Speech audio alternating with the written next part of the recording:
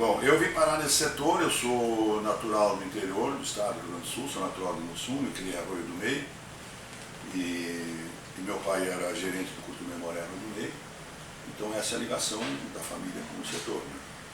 E eu vim, fiz a escola de curtimento, e depois da escola de curtimento eu trabalhei em algumas indústrias, indústria química, depois em curtumes, até que em 1976 eu resolvi iniciar por conta própria. Comecei uma sessão de acabamento. Naquele momento foi o momento do início do boom das 76, o Brasil começou a exportar sapato no início da década de 70. Então, em 72, por aí, começaram as primeiras incursões do Cláudio Strasburgo, com a equipe dele, o Maurício Schmidt, ir para os Estados Unidos vender sapato. E o crescimento foi muito rápido. A necessidade da indústria de calçado e matéria-prima, ela cresceu muito rápido. E os curtumes, como o curtume é uma indústria pesada, de muito investimento, necessidade de muito investimento, os curtumes aqui da região não conseguiram acompanhar o volume de couro e o tipo, a agilidade que as fábricas de calçado necessitavam. Então, eu vi um furo no mercado ali, entrar fazendo sessão de acabamento para beneficiar os couros para a indústria de calçado. Mas eu falo isso porque eu conheço a indústria de calçado. Então, só quero aproveitar a oportunidade para falar um pouquinho sobre por que a exportação. O dólar forte, a moeda certa para exportar, ela distribui a renda, a receita no país inteiro. Porque tem o cara que exporta sal lá no Nordeste, tem o cara que exporta camarão em São Luís do Maranhão, tem os caras que exportam fruta no Nordeste inteiro, lá onde hoje tem irrigação. Então, só para demonstrar que isso é pulverizado, não é só a indústria de calçado. E essa riqueza, se ela vem para o país, que essas pessoas começam a formar uma riqueza, começam a ter resultado, e esse resultado vai pagar imposto de renda, o governo vai ganhar com isso também, vai gerar emprego, vai gerar uma indústria forte, capitalizada, para poder continuar investindo e crescendo. Se nós temos uma indústria sempre fraca, sempre pedalando, quando nós vamos continuar não crescendo e não podendo dar emprego. Então, só para fazer Hoje, por exemplo, as commodities, fala no soja, o soja e demais commodities, mas vamos pegar o exemplo do soja. O soja, quem olha assim pensa que o soja só beneficia os grandes produtores. Se o soja está vendendo bem, está dando resultado, não. Se o soja está vendendo bem, o preço está bom, a indústria está ganhando o resultado, esse mesmo soja vai dar alimento para o frango, vai dar alimento para o milho para os animais, para nós vamos aumentar a exportação de frango, e isso distribui emprego no Brasil, de frango e carne, etc., distribui emprego no Brasil inteiro. Nós vamos até hoje, nós só exportamos soja. Se nós tivéssemos uma estrutura de política exterior melhor, comércio com segurança do dólar, as grandes moageiras estariam moendo soja no Brasil, exportando óleo de soja, dando emprego, gerando renda. Então, e eles não vêm para cá, ou saíram daqui, foram fechando, por quê? Por esse motivo. Além do que, o produtor de soja, assim como tem os grandes, tem lavoureiro de soja com 40 hectares, 50 hectares plantando soja no Brasil lá fora, muitos. E se esses caras com 50 hectares conseguem ter melhor resultado, eles vão aplicar no negócio deles, vão crescer, vão dar condições da educação para a família, e é ali que o país vai crescer. E nós, infelizmente, não temos essa visão do governo sobre isso. Aí, por isso que fechou a indústria de calçado. Praticamente, os inteligentes fecharam na hora. A história do Irmãos Marchini quando eu saí, que eu comecei, nós começamos a empresa, na verdade eu comecei, depois vieram meus irmãos, né?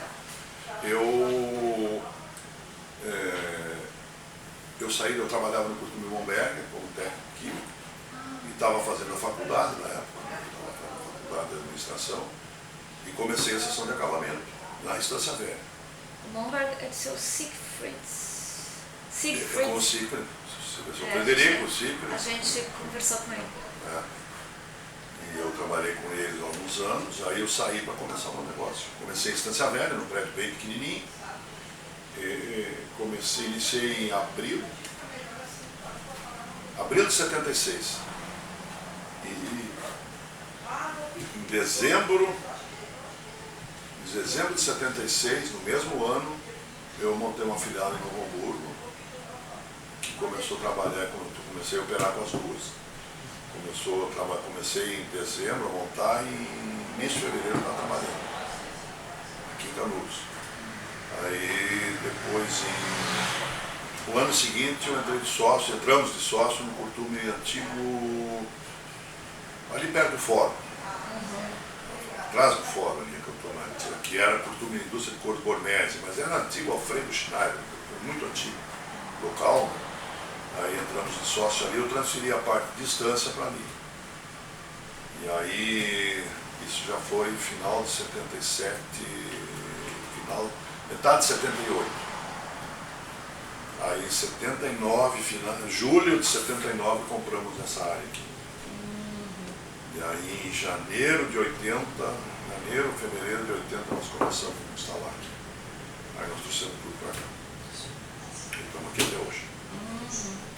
E o Marquinhos tem uma importância tem uma importância muito grande na relação com os trabalhadores aqui da Redondeza. Bom, nós temos, primeiro assim, o irmão Marquini foi praticamente pioneiro nessa área de fazer beneficiamento com a visão, já tinha alguns pequenos, mas ninguém com a visão como eu tinha de entrar para abastecer a indústria de exportação. Então foi praticamente pioneiro. Eu sou de família humilde. Meu pai era gerente de curtume, mas que cresceu, começou como descarregador de fulão, fazendo de tudo. Cresceu cresci numa vida de operários. Então, eu sempre tive um convívio, eu acho assim, eu não sou mais que ninguém por ser dono de curtume, ser proprietário ou ser industrial. Eu acho que uma indústria só vai bem se tem uma parceria com todo mundo. Então, isso é um princípio meu, não é acho que a maioria dos empresários que eu tenho. Então eu trato meus funcionários, nossos funcionários, os colegas, os trabalhadores, os colaboradores como iguais. Eu até hoje, de manhã, 6h30 de manhã, estou na fábrica, estou caminhando, eu cumprimento quase todos. Quando eu sei que algum tem algum problema de família, eu vou perguntar, eu tento ajudar, E as pessoas que respeitam isso e sabem o seu limite, e que podem colaborar, e que dão, com certeza dão um retorno. E com o tempo tu vai selecionando os que merecem, os que não merecem, e tu cria uma equipe confiável, que na hora que tu precisa eles estão aí e respeito. Quando nós tivemos o problema da empresa, a nossa empresa, nós tivemos a história de crescimento, mas também tivemos a história que nós chegamos a fazer em função desses problemas econômicos todos. Eu sempre fui uma pessoa que acreditei no país, apesar de tudo.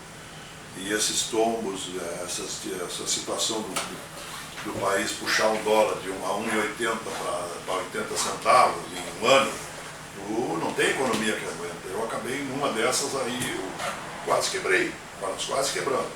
Eu fiz concordata, depois quase a falência.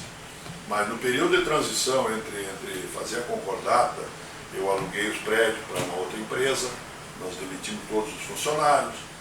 E essa empresa contratou alguns, e nesse período foi praticamente um encerramento da empresa, quando nós ficamos sem nenhum funcionário em Monte Marquini diretamente, eu como diretor, sem nenhum funcionário mesmo, eu terceirizei até a contabilidade, então as ações trabalhistas que tinha, como eu não tinha funcionário, eu resolvi com um advogado passar administrar, eu ir nas audiências. Né? A empresa, naquele momento, tinha 5 ações trabalhistas. E eu acompanhei as 5 e ganhei as 5. Então eu terminei em 2004, tinha 5 ações trabalhistas. Eu cheguei a ter 500 funcionários aqui dentro.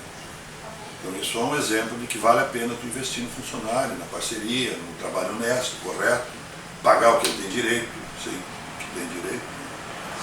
Então, isso, na retomada, depois, quando a empresa que arrendou o Curtume devolveu o Curtume, aí reiniciamos, o meu filho e eu, meus filhos, iniciamos o processo.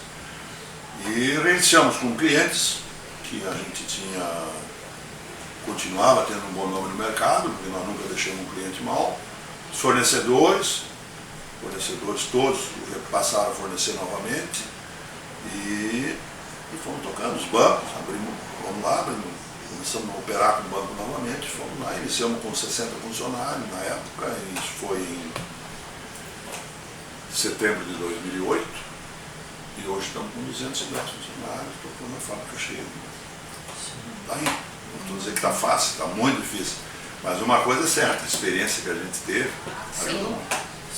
A experiência, olhar para o passado, os erros do passado, ajuda muito a se segurar no timão do barco.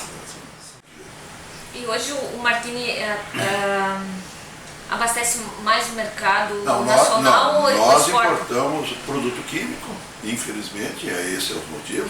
Nós não conseguimos, não temos indústria nacional pesada. Eles produzem lá fora, as grandes multinacionais, a base é toda lá fora. Então, hoje, para exportar, o volume que nós importamos de produto químico. O couro, a matéria-prima couro é brasileira, 100% brasileira. E os seus filhos trabalham com tudo também? Você tem uma geração aí preparando uma geração? Não, o meu filho está com. Na realidade, a empresa hoje aqui, ela é dos meus filhos. Eu tenho a empresa, nós fizemos uma situação, como a fábrica estava arrendada na época. E começou com seus irmãos, né? Não. Vocês. Eu comecei e depois eu trouxe meus irmãos. Sim. Então comecei a firma logo iniciamos. Logo que iniciei, veio um irmão de sócio, depois mais tarde veio outro.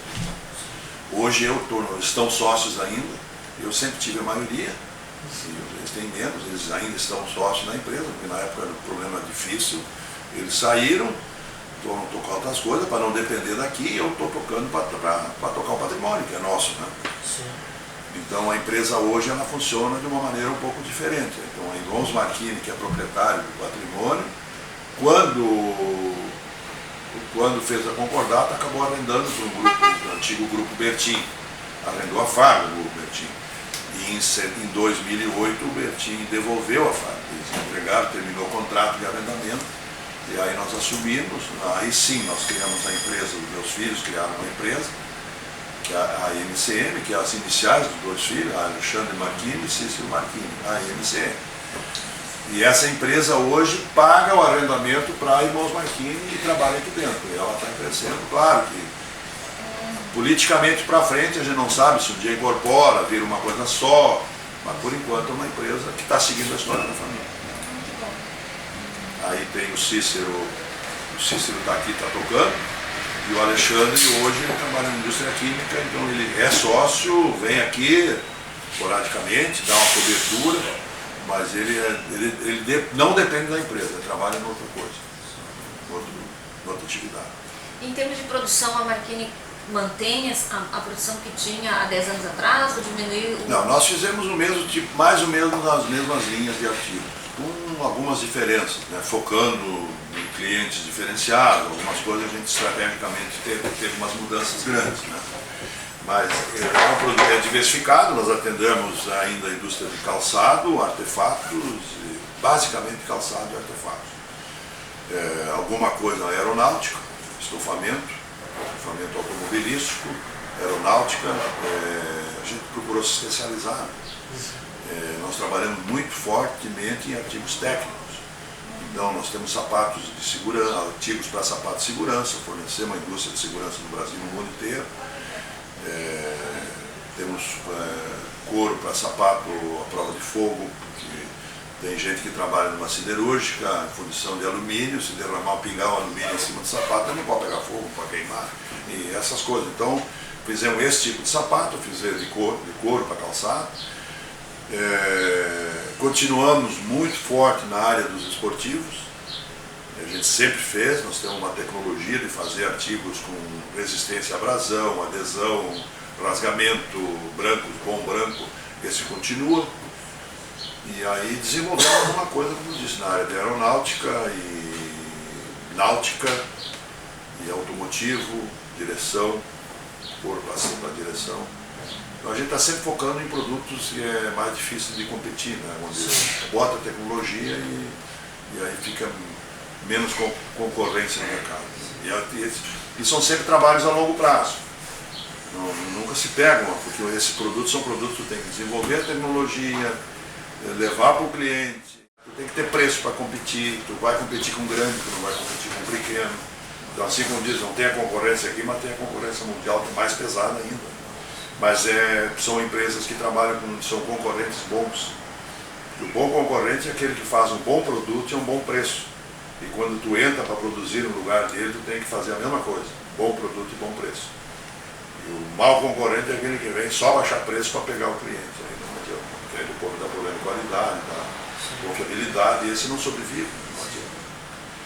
E para exportação, vocês exportam mais para a Europa? Ou? Nós exportamos muito, mas mais Europa e Extremo Oriente. Alguma coisa nos Estados Unidos, alguma coisa na América Central, alguma coisa no Canadá, mas o grosso volume é Europa e Extremo Oriente. Alguma coisa para a Índia. É o mundo inteiro. Não pode deixar. Porque as indústrias hoje de calçado, de artefatos, de bolsas, todas elas, as grandes são internacionais. São empresas que produzem na China para vender o seu sapato no mundo inteiro. São empresas que produzem na América Central para vender no Brasil. Assim como produziam, ainda produzem alguma coisa no Brasil e vai para o mundo inteiro. O que exportam é. Então tu não pode ficar dizendo, não, eu vou vender só. Tu tem que estar. Tem que universalizar o processo.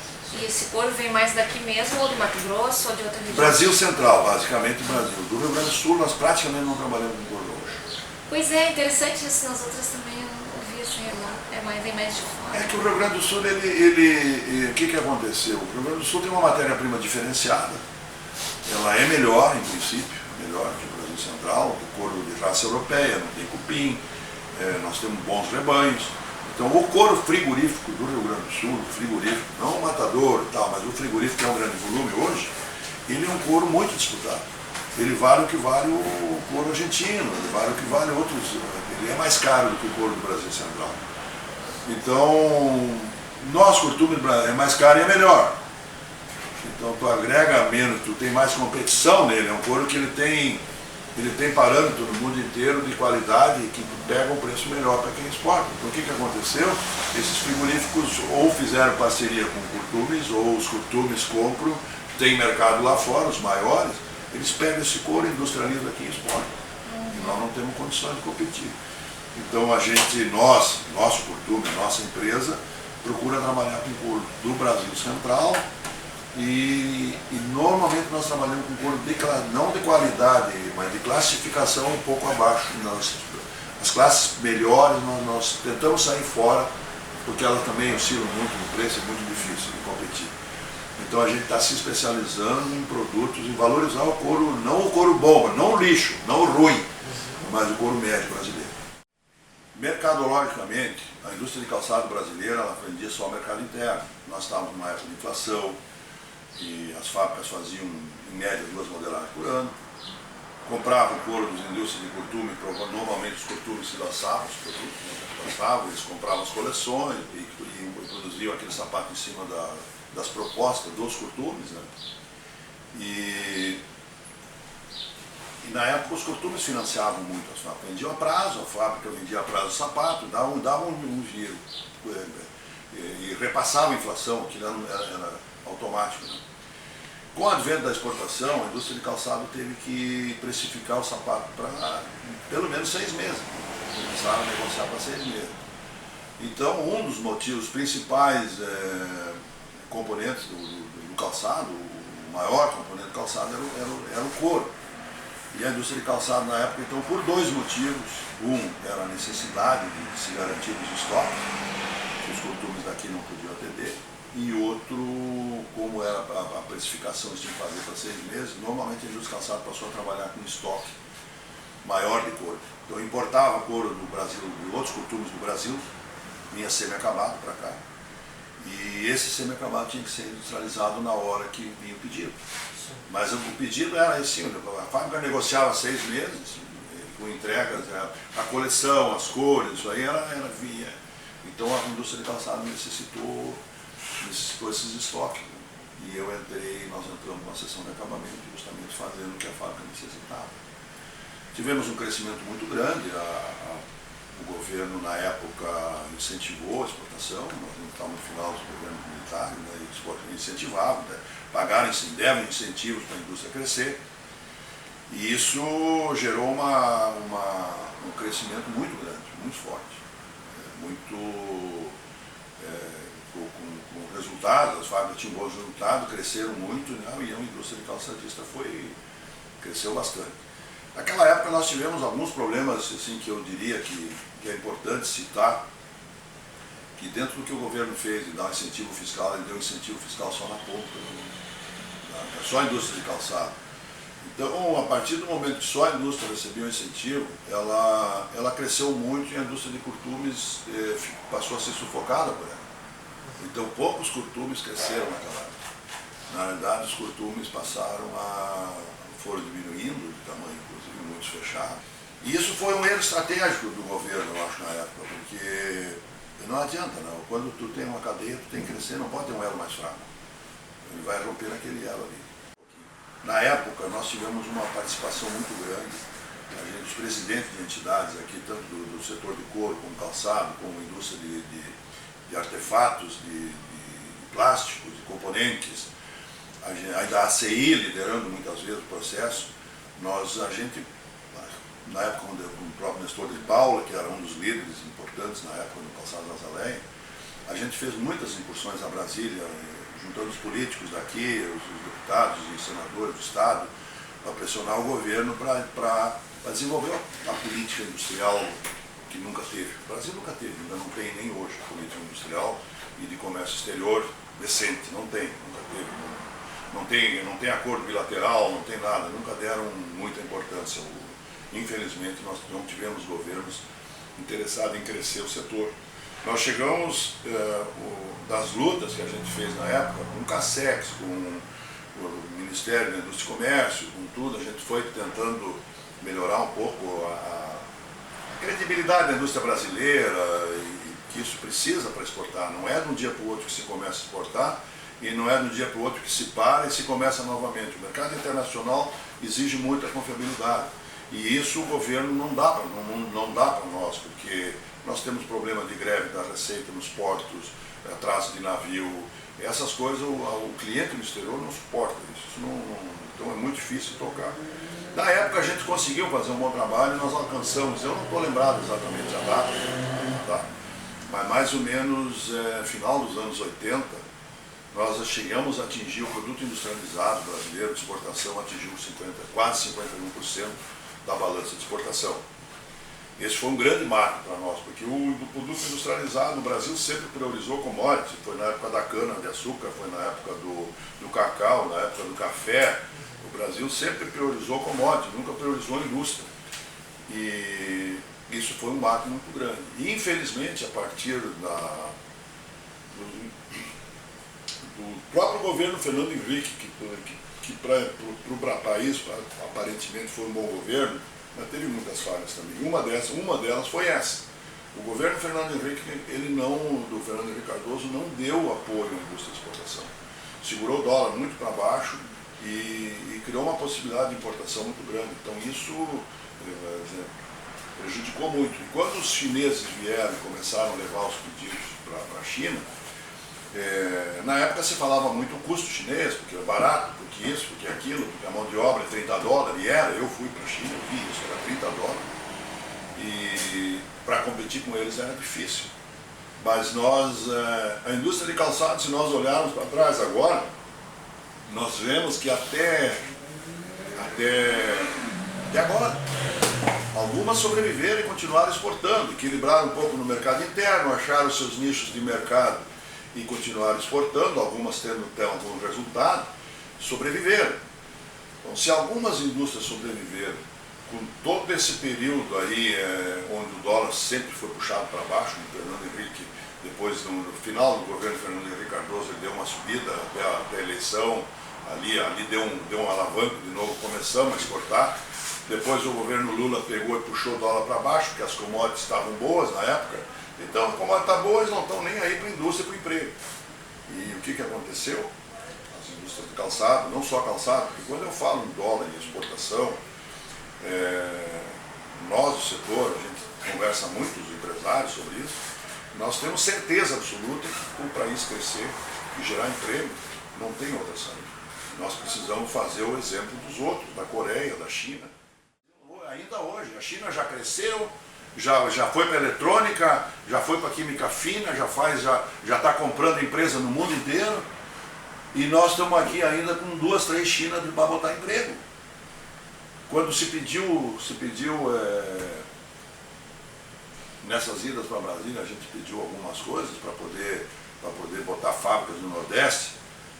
Na época da Nike, nós fornecíamos muito forte para a indústria de calçado local, para calçado esportivo. Estou falando agora da minha empresa.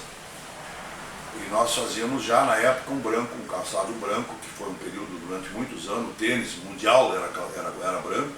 Então nós já produzíamos na época para o mercado interno um couro branco para esportivo. Então quando a Nike começou, a Nike, a Adidas começaram a produzir no Brasil em acordo com fábricas locais, nós éramos fornecedores dessas fábricas. E a Nike, por exemplo, quando começou a crescer o mercado interno e eles estavam querendo importar para os Estados Unidos, fabricação fora, eles chegaram, eu participei de reuniões da Nike com algumas indústrias de calçado do Rio Grande do Sul, para montar um projeto de fábricas grandes, para voltar assim, começar com 10 milhões de pares, depois 20, 30, mas crescer. Realmente o projeto Nike estava iniciando no mundo, né? E aí a gente se montou o projeto e chegamos a ir a Brasília solicitar o que precisava na época para poder iniciar. Solicitar no seguinte sentido, não solicitar a favor nem nada, mas solicitar o apoio para poder produzir. O que se precisava na época? A indústria local brasileira não tinha tecnologia de injeção de poliuretano para solado. No mundo já era poliuretano, nós estávamos fazendo sapato PVC aqui. E não tínhamos tecnologia de poliuretano, e alguns componentes que não tinha também. Então, se solicitou ao governo de isentar a importação de máquinas para modernizar as fábricas para poder produzir o cinto. Então, isentar até um volume, cada fábrica com o seu projeto, tem que trazer essa e essa máquina, isentar o imposto de importação. E isentar o imposto de importação de alguns componentes, no caso o poliuretano. Mas um projeto apresentado com uma solução de médio prazo de investir no país para trazer a tecnologia para produzir aqui. Então, começar da liberação para depois fazer um projeto Nós não conseguimos isso. O que a Nike fez? Foi para a China. Eu, felizmente, estava na época fornecendo já para a Nike no Brasil, consegui vender couro para a China, mas as fábricas daqui foram fechando. E esse foi praticamente a tecnologia do tênis. A China começou a produzir o sapato de tênis lá no esportivo, já conduzido pela Nike. Ali foi o início da exportação, da produção de calçado na China. Hoje o que a China faz? Faz todos os componentes, faz a matéria-prima para tudo, faz a máquina, está produzindo máquina para injetados e ela exporta para o mundo inteiro. E nós estamos aqui esperando aquele pessoal de Brasília, que está aposentado hoje provavelmente, nós estamos pagando a conta, né? Até hoje para liberar uma importação de maquinário para nós poder crescer. Então, a política brasileira nunca deu apoio ao setor. Então, e aí, por que eu falei que algumas fábricas sobreviveram? Porque a China, mesmo com sapato barato, com mão de obra mais barata, se nós tivéssemos tido pelo menos um pouco de apoio do governo ou uma política de comércio exterior melhor, o equilíbrio na moeda, que pudéssemos competir, eu diria que talvez 50% da indústria de calçado que fechou estaria viva até hoje.